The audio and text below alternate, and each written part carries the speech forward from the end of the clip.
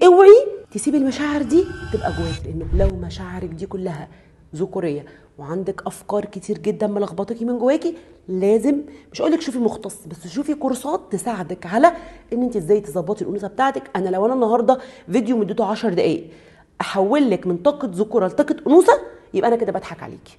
مفيش حاجه اسمها الكلام ده، لازم تشتغلي على نفسك بصدق.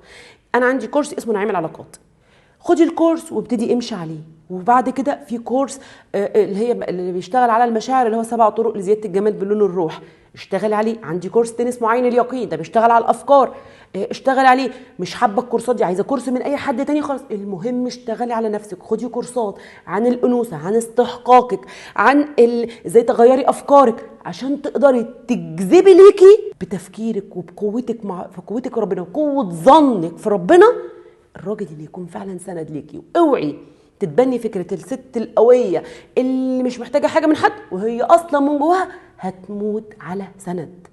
لو انت لقيتي نفسك حتى مش عارفه تعملي حاجه خالص، شوفي مختص يساعدك في المرحله دي، بس اوعي تسيبي المشاعر دي تبقى جواكي، لان كتر كبتك ليها، الكتر الكبت يولد الانفجار.